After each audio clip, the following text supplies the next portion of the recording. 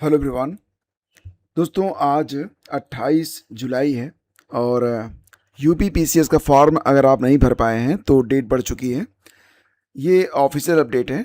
25 जून से आवेदन शुरू हुए थे, 27 जून लास्ट डेट थी, लेकिन अब 3 अगस्त तक आप ये फॉर्म भर सकते हैं। ध्यान दीजिएगा, 3 अगस्त के बाद आप रजिस्ट्रेशन नहीं कर पाएंगे।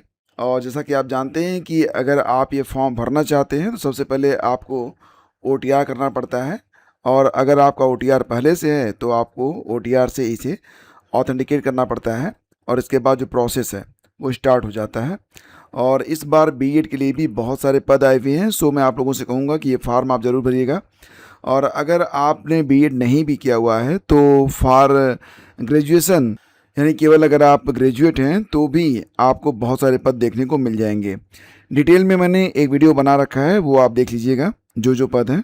और बिल्कुल अगर आप केवल ग्रेजुएट हैं तो भी आप ये फॉर्म भरिएगा ज़रूर। इससे संबंधित जो खबरें हैं ये आज के अखबारों में भी हैं। पीसीएस 2026 के लिए अब 3 अगस्त तक आवेदन। हालांकि 3 अगस्त तक आप रजिस्ट्रेशन कर सकते हैं, शुल्क जमा कर सकते हैं। हाँ, आवेदन में सुधार, संशोधन और शुल्क समाधान की अंतिम तिथि ये जो है बढ़ाकर 10 अगस्त कर दी गई है। तो फटाफट कर लीजिए अगर आपने नहीं किया हुआ है। और शिक्षा सेवा चयन आयोग से एक बड़ी खबर आ रही है, लेकिन दोस्तों यहाँ पर नेगेटिव होने की ज़रूरत नहीं है। थोड़ी सी विसंगतियाँ हैं और आयोग चलेगा अपनी ही रफ्तार से। आपको इसमें बहुत अधिक नेगेटिव या बहुत अधिक पॉजिटिव होने की आवश्यकता नहीं है, क्योंकि आयोग की भी अपनी एक टाइम टेबल, क्रियाविधि होती है, वो उसी पर चलेगा। तो फिलहाल आपके लिए जो विज्ञापन आना था असिस्टेंट प्रोफेसर का और प्रधानाध्यापक का, इसमें थोड़ा सा विलम्ब होगा। तो थोड़ा सा विलम्ब होगा तो थोड़ा सा वेट आपको करना पड़ेगा, लेकिन ऐसा नहीं कि भर्ती नहीं आने वाली है। हाँ, एक बात मैं आपको बता सकता हूँ कि इस बार जो पदों की संख्या है वो सब्जेक्ट वाइज क्या क्या है, किस सब्जेक्ट में कितने ज़्यादा पद आ रहे हैं। फिलहाल ये जो असिस्टेंट प्रोफेसर और प्रधानाध्यापक की भर्ती का अध्याचन था इसे वापस किया गया है। बिकॉज ऑफ क्योंकि दोस्तों यहाँ पर कुछ विसंगतियाँ हैं। क्या बड़ी विसंगति सामने आ रही थी इसमें, एग्जैक्टली जो है एक सब्जेक्ट और शामिल कर लिया गया है, कुक्कुट समझते हैं ना, मुर्गी पालन। तो हालांकि उससे संबंधित कोई इसमें पद था ही नहीं, लेकिन कुक्कुट विषय के अध्याचन ये गोरखपुर और गाजीपुर के एडेड महाविद्यालयों से आए थे। दरअसल ये जो अध्याचन था पशुपालन और दूध विभाग से संबंधित थे, लेकिन इनको जो है जोड़ लिया गया था एक अलग विषय के रूप में, सो इनको वापस किया गया है। और थोड़ी सी गलती हुई है हाई स्कूल और इंटरमीडिएट में, दोनों में जोड़कर जो 2643 पदों पर प्रधानाचार्य प्रिंसिपल की भर्ती होनी है, तो इसमें भी जो शैक्षिक अर्हता है, डिग्री, डिप्लोमा या प्रमाण पत्र का अस्पष्ट न होना है। तो दोनों के दोनों जो अध्याचन है वापस हुए हैं। हालांकि बहुत ही जल्द ये अध्याचन करेक्ट होकर सामने आ जाएंगे और अपने तय किए गए समय पर जो आयोग है वो विज्ञापन जारी भी कर देगा। तो ये सारी चीज़ें आज के अखबारों में हैं। यूपी पीसीएस के बारे में आपको बता ही चुका हूँ। थोड़ा सा आगे बढ़ते हैं। असिस्टेंट प्रोफेसर भर्ती में हिंदी के सर्वाधिक पद हैं, तो यहाँ पर आप जान सकते हैं कि किस विषय में कितने पद हैं। तो सर्वाधिक दोस्तों जो पद हैं वो हिंदी के हैं।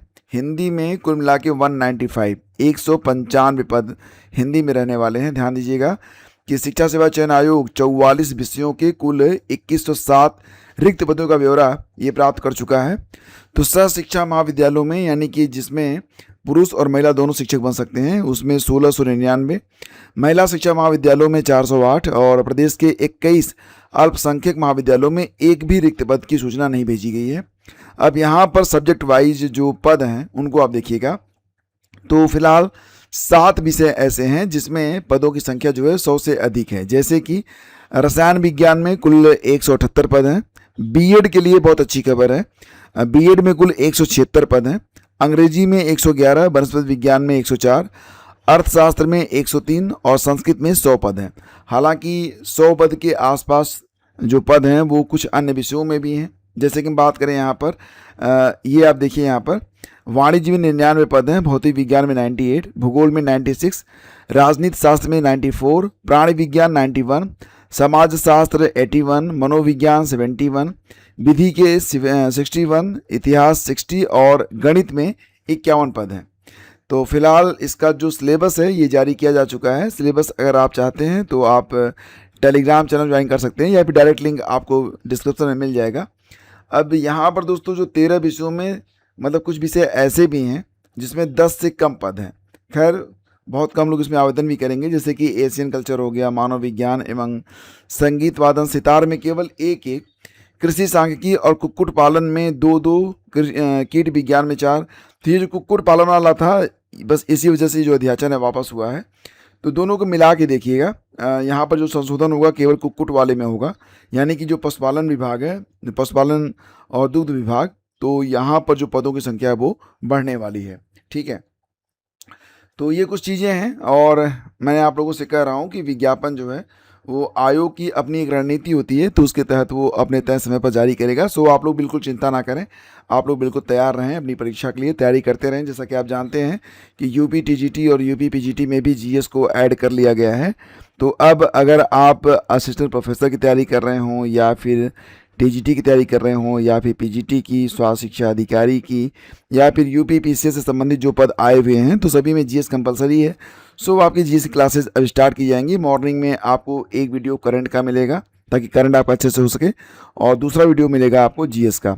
साथ साथ आपकी जो थ्योरी की क्लासेज हैं वो भी चलती रहेंगी। ओके, तो हाई स्कूल और इंटरमीडिएट, तो खास तौर से यूपी बोर्ड में जो हाई स्कूल का इम्प्रूवमेंट और कंपार्टमेंट है, और इंटरमीडिएट में कंपार्टमेंट परीक्षा, तो आज मंगलवार है, आज प्रदेश के 92 केंद्रों पर कराई जाएगी।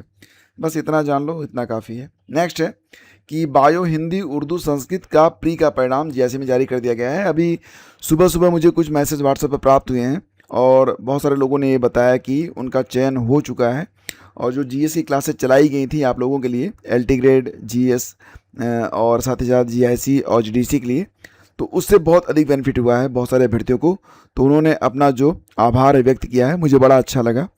दोस्तों, जितना मैंने आप लोगों से पढ़ाया था और जितना भी आप लोगों ने सीरियसली पढ़ा था, वो सारी चीज़ें बहुत ही इंपॉर्टेंट थी। खास तौर से जो लोग लगातार जुड़े रहे, तो जीएस में उन्होंने काफ़ी अच्छा स्कोर भी किया है। सो ये चीज़ें बड़ी अच्छी रहीं। ठीक है, अब आगे बढ़ते हैं और बात करते हैं बिहार में आने वाली TRE-4 के बारे में। कई सालों से भर्ती चर्चा में है, अब लगता है कि इसका विज्ञापन देखने को आपको मिल जाएगा। हालांकि इसका एक विज्ञप्ति, नोटिफिकेशन वायरल भी हो गया था, बीपीएससी ने इसको फर्जी बताया, फेक बताया है। तो TRE-4 के माध्यम से लगभग 20,000 से अधिक शिक्षकों की नियुक्ति की जाएगी। अब मुख्यमंत्री की स्वीकृति के बाद नियुक्ति की अधियाचना 102 दिनों में बिहार लोक सेवा आयोग को भेज दी जाएगी। आपको पता ही है कि बिहार में जो शिक्षक भर्ती होती है बीपीएससी करवाता है। तो शिक्षा मंत्री मिथिलेश तिवारी ने बताया कि विभाग ने सोमवार को TRE-4 के तहत शिक्षक नियुक्ति का प्रस्ताव सामान्य प्रशासन विभाग को भेज दिया है। तो बहुत ही जल्द आपको जो नोटिफिकेशन है देखने को मिल जाएगा। TRE-4 के लिए बीपीएससी जल्द जारी करेगा विज्ञापन। ये खबर आज प्रमुखता से बहुत सारे अखबारों में प्रकाशित हुई है, और माना जा रहा है कि लगभग 30,000 शिक्षकों की बहाली होगी, मतलब 30,000 पद जो हैं वो भरे जाएंगे। हालांकि अदर स्टेट के लिए जो चांसेज हैं यहाँ पर थोड़े कम कर दिए गए हैं, केवल 15% जो पद हैं फॉर अदर स्टेट हैं, बाकी जो सीटें हैं वो बिहार वालों के लिए ही हैं। तो मैं चाहता हूँ कि यूपी के लिए भी अगर ऐसा होता तो बेहतर रहता। विधेयक में 2 नए सेक्शन जोड़े गए। 2 महीने में पूरी करनी होगी जाँच। सरकार को स्पेशल टास्क फोर्स बनाने का अधिकार। पेपर लीक पर 10 साल जेल, 50 लाख तक जुर्माना। तो दोस्तों, पेपर लीक से जुड़े मामलों की जांच हर हाल में 2 महीने के भीतर पूरी होगी। पेपर लीक में शामिल लोगों को कम से कम 5 साल, अधिकतम 10 साल की जेल और 50 लाख रुपए तक का जुर्माना हो सकता है। संगठित अपराधों के लिए कम से कम 7 साल की सजा और 10 करोड़ तक के जुर्माने का प्रस्ताव है। सभी राज्यों और केंद्र शासित प्रदेशों को फास्ट ट्रैक कोर्ट बनाने का अधिकार दिया जाएगा। ये कोर्ट से सुनवाई करेंगे, और केंद्र को कुछ खास परिस्थितियों में पेपर लीक के मामलों की जांच के लिए स्पेशल टास्क फोर्स बनाने का अधिकार होगा। तो फिलहाल इस पर एक डिटेल वीडियो बना के मैं आप लोगों को दूंगा, ताकि आप इस विधेयक को अच्छे तरीके से समझ सकें। और नीट पेपर लीक के जो मामला उठा था, आप समझ रहे होंगे, तो बड़े पैमाने पर छात्रों को विरोध प्रदर्शन को देखते हुए सरकार ने यह कदम उठाया है। लोक परीक्षा यानी कि अनुचित साधनों की रोकथाम संशोधन बिल 2026 के अनुसार पेपर लीक मामलों की जांच 2 महीने के भीतर पूरी की जानी है। तो ये काफ़ी अच्छा कदम उठाया गया है सरकार के द्वारा, लेकिन इसका ईमानदारी से पालन भी होना चाहिए। पॉलिटेक्निक परीक्षा परिणाम घोषित, 93.42% छात्र पास।